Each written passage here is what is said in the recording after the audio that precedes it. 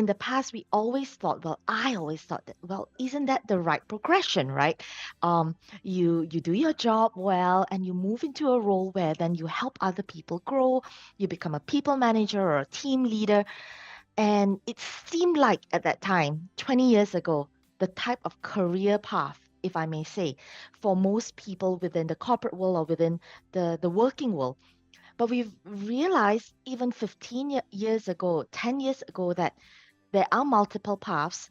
And even with Harvard Business Review in about 10 years ago, less than 10 years ago, as part of their research, as well as with Career Builder, they realized that more people are saying that they don't want this unenviable job of being a people manager.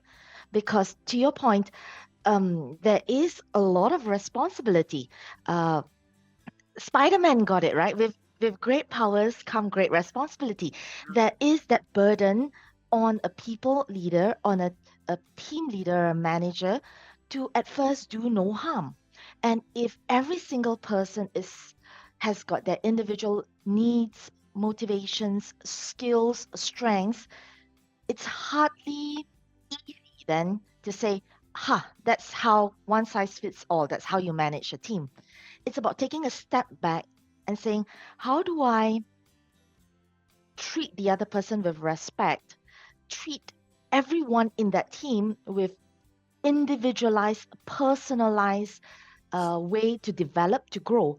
And that takes intent, that takes skill, and that takes consciousness.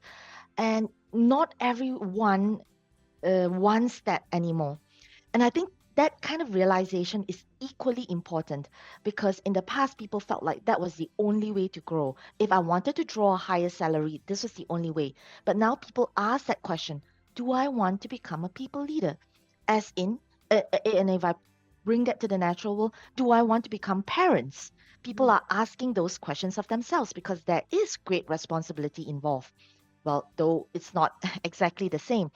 And therefore, with the data, it showed that only 36% said that they were keen to want to become people managers. And we didn't do a survey in recent years after the COVID.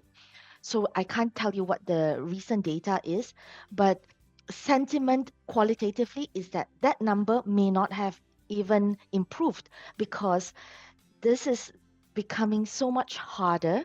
Personalization has become so much more important.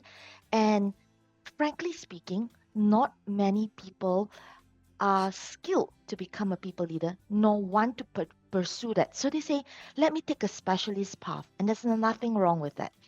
But my call and my ask of a lot of us is this: yes, being a people leader is not always the most attractive and most beautiful job every day. It's like being a new parent. You have to change diapers. There are off days, but the reward of it is great because you will have the chance to impact.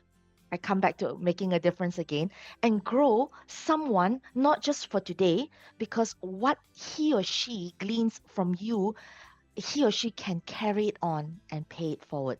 So it's not easy, but I still think it's an important job to be a people leader. And I think it also falls on the organization to say, let's equip people with the right skills and the right clarity of what it takes to be a people leader.